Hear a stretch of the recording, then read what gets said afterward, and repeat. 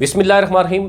नाज़रीन, अगेन एक और बड़ा स्कैंडल जो है वो आपके सामने सामने रखता हूँ। सोशल मीडिया पे, इलेक्ट्रॉनिक प्रिंट मीडिया पे इसमें बहुत ज़्यादा हाईलाइट भी हुआ। 2018 अप्रैल का मंथ आपको याद होगा जब ये केस बाकायदा तौर पर FIA ने टेकअप किया और उसके बाद पूरे पाकिस्तान में इसकी थरथली मच गई। असल में वाक़या क्या है जनाब कि ये सादत आमीन यानी वो शख्स है जिसके कब्ज़े से 6,57,000 के करीब तस्वीर और कुछ वीडियोस भी इससे बरामद हुई। इसके मोबाइल, इसके लैपटॉप, इससे डाटा जो 1,000 जो है वो गीगाबाइट का जो इसके से जो हार्ड डिस्क बरामद हुई उससे जो है वो ये बरामद हुई। और ये क्या करता रहा, यानी नाजेबा तस्वीर, वीडियोस, ऐसी वीडियोस जो मुल्क से ये इसका जो राब्ता था वो चंद बैनुल-अक़वामी ममालिक के साथ था। ये पाकिस्तान से भी कुछ जो इसके सामने आई हैं, पाकिस्तान से 24 बच्चों की जो तस्वीर और वीडियो सामने आई हैं। इसके साथ साथ बाकी ममालिक का डाटा हैक करके ये पिक्चर जहाँ से नॉर्वे और स्वीडन जो जहाँ से ये पकड़ा गया, बेसिकली जहाँ से इंफॉर्मेशन आई है वहाँ पर ये हुआ। ये सारी स्टोरी ये ऐसे हुई कि जनाब 2018 अप्रैल में ये गिरफ़्तार हुआ। उससे पहले 2017 में स्वीडन का एक शहरी जिसका पूरा नाम तो मेरे पास अभी नहीं है, जेम्स उसका नाम है, वो नॉर्वे में जो है वो गिरफ़्तार होता है। उसके कब्ज़े से बहुत सी तस्वीर, वीडियोस, जो नाजेबा तस्वीर बच्चों की जो मुख्तलिफ़ इलाकों में सेल करता रहा है, वो गिरफ़्तार हुआ।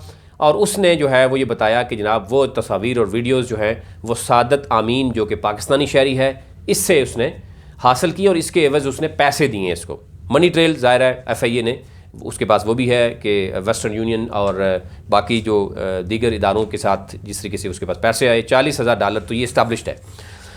ये सारी सूरत हाल के बाद नॉर्वे की एम्बेसी ने बाकायदा तौर पर पाकिस्तानी एम्बेसी और वहाँ से इंटीरियर मिनिस्ट्री को ये बताया गया कि जनाब सादत आमीन नामी शख्स जो है इसका डाटा दिया गया कि ये शख्स जो है वो मुख्तलिफ़ ममालिक में पाकिस्तान में बैठ के कर जो है वो नाजेबा बच्चों की तस्वीर, बरहना और इसके साथ साथ जो पोर्नोग्राफ़ी के मामलात जो इसके सामने आए कि ये किस तरीके से बच्चों की तस्वीर वीडियो बेचता है, उसके बस पैसे ले रहा है।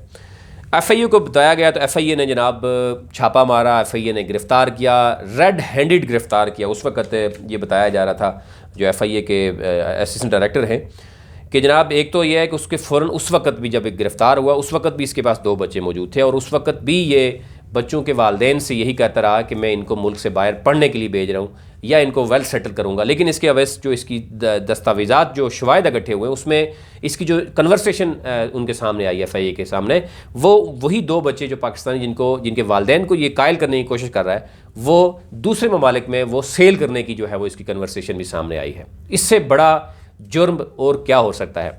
लेकिन गुज़िश्ता हफ्ते आपने देखा होगा कि लाहौर हाई कोर्ट में जो यानी उनको इसको ज़मानत पर रिहा करने की बात की गई। ज़मानत पर रिहा समझो हो ही गया था क्योंकि उसके बाद फ़ौरन शोर पड़ा सोशल मीडिया पे, इलेक्ट्रॉनिक मीडिया पे, तो अदलिया को भी ना शायद नोटिस लेने की जो है वो जुर्रत सामने आई। अदरवाइज़ ये इस तरह के कई केसेस ऐसे हैं, कई ऐसे केसेस हैं सैकड़ों की तादाद में, जो मैं आपको वो अलग से वीलॉग में आपको बताऊंगा कि ऐसे बड़े बड़े वाक़यात हुए जिसमें अदलिया का बड़ा नेगेटिव रोल रहा है, जजेस का बहुत ही नेगेटिव रोल रहा है। ज़ाहिर है ये कंटेम्प्ट ऑफ कोर्ट के चक्कर में खामोश रहना जो है वो रखा, लेकिन अदलिया का इंतहाई नेगेटिव रोल रहा है। अदलिया और दूसरी तरफ अगर हम बात करें यानी जजेस और पुलिस, ये दोनों इदारे ऐसे रहे हैं कि जो आपस में मिलकर देखें, पुलिस केस तैयार करती है, तफ्तीशी जो है वो एक आयो उसकी क्वालिफ़िकेशन क्या होती है, वो बड़े से बड़े केस को किस तरीके से ख़राब करता है, चंद हज़ार या लाखों के एवज़ वो सब कुछ चेंज कर देता है। फिर जजेस जो हैं वो अगर गंदम के ट्रक्स जाते हैं, 3-4 ट्रक्स के एवज़ जो है वो जजेस जो है वो हमारे सामने भी ऐसी स्टोरियाँ हैं कि मैं आपको क्या बताऊँ कि वहाँ पर केस ज़मानतें भी होती नहीं हैं, बहुत कुछ होता रहा। एनी हाउ ये सारी चीज़ें हैं कि 2007 से 2017 तक स्वीडन से 38 लाख वसूल किए हैं इस शख्स ने, ठीक है, वेस्टर्न यूनियन के ज़रिए, और बहुत सी चीज़ें सामने आईं। फिर इससे बड़ा सबूत क्या हो सकता है कि जब FIA ने सारा रिकॉर्ड अदलिया के सामने रख दिया और उसके बाद ये ज़मानत क्यों दी जा रही थी और फिर उसमें फ़ौरन U टर्न क्यों लिया गया।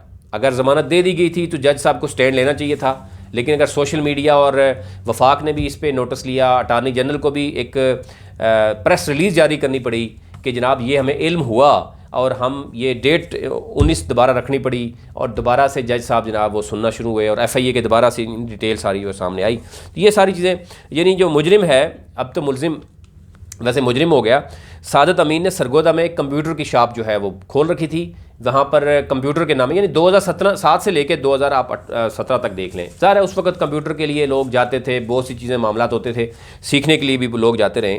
तो ये इसके पीछे घनौना जो जुर्म करता रहा।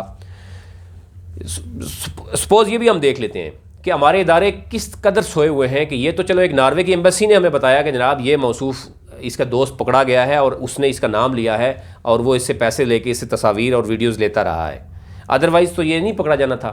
इससे भी आप अंदाज़ा कर सकते हैं कि हमारे इदारे किस कदर जो है वो सुस्त हैं कि उनको कोई पता नहीं चलता क्या होता है। जब तक दूसरा ना बताए हमारे इदारे खामोश रहते हैं। अब एनी हाउ 2017 में जब ये हुआ, 18 अप्रैल 2018 में हाई कोर्ट, जो लाहौर हाई कोर्ट है उसमें साइबर क्राइम की जो कोर्ट है उससे 7 साल यानी मैक्सिमम 7 साल सज़ा है और 12 लाख जुर्माना जो है ना इनको सज़ा सुनाई गई। और इसके कब्ज़े से जो कुछ था वो मैंने आपको पहले बताया, बहुत सी चीज़ें सामने आ चुकी हैं।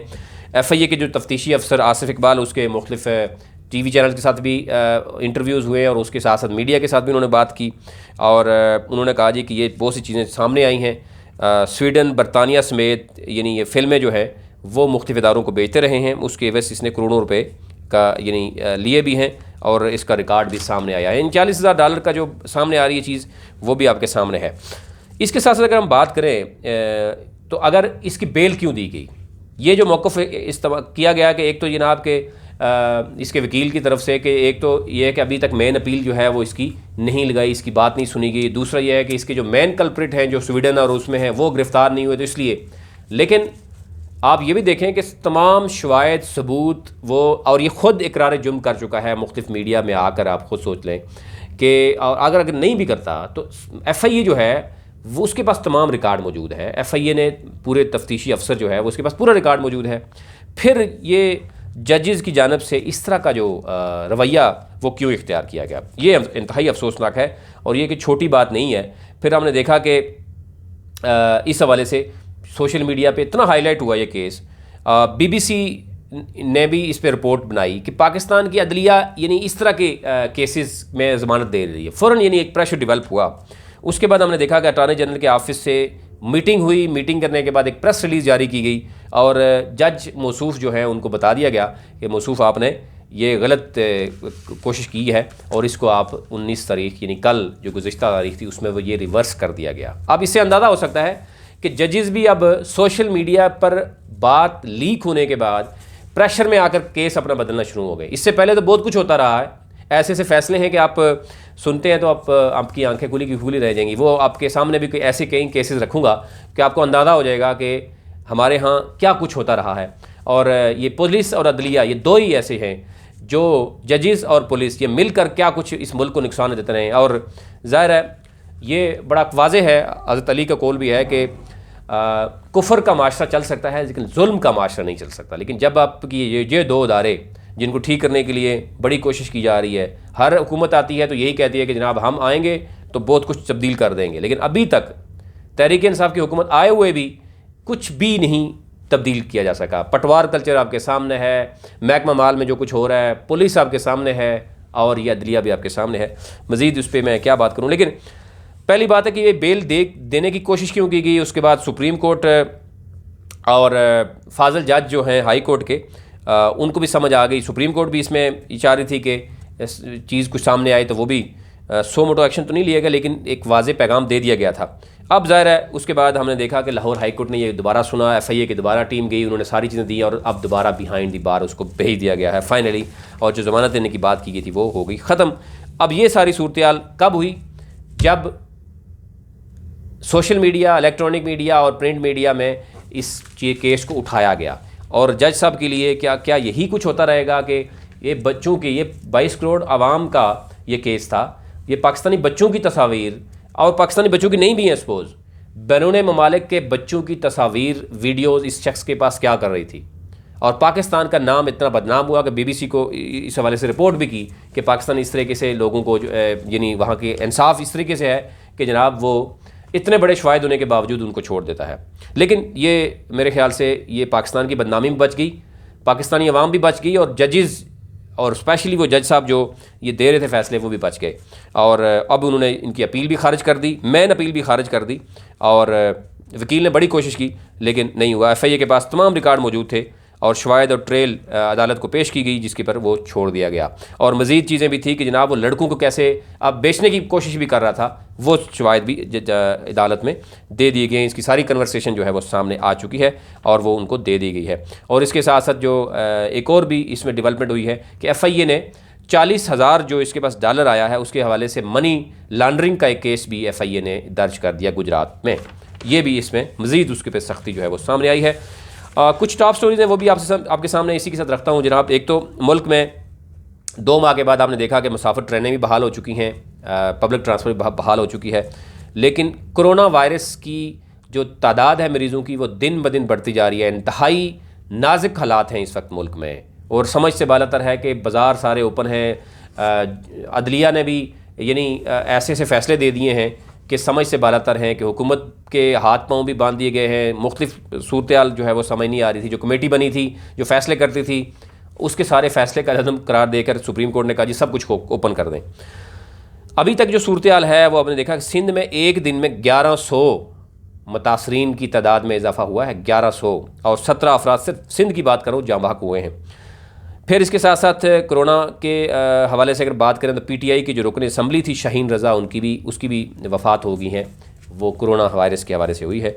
और सऊदी अरब में फंसे 750 पाकिस्तानियों को वतन वापस लाने के तमाम इंतज़ामात जो है वो मुकम्मल कर लिए गए हैं। बहुत जल्द जो सऊदी अरब में फंसे पाकिस्तानी 750 पाकिस्तानी पाकिस्तान में आगे अपने प्यारों से के साथ ईद करेंगे। लेकिन अगेन SOPs को अगर फॉलो नहीं किया गया तो ये भी ख़तरा बन सकता है। कराची की सेंट्रल जेल में सिर्फ 200 से ज़ायद कैदियों में कोरोना वायरस की तस्दीक हुई है।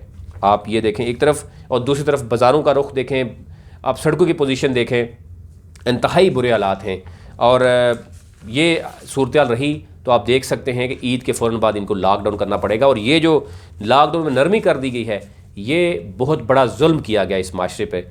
जहाँ पर 2 माह रहे थे वहाँ पर अगर 1 माह और होता तो शायद इसमें बेहतरी आ सकती थी, लेकिन अब पोजीशन ऐसी अनक्लियर है, कोई समझ नहीं आ रही कि मुल्क में हो क्या रहा है। आज तक लिए इतना ही, मज़ीद कल आपकी खिदमत में हाज़िर हूँ।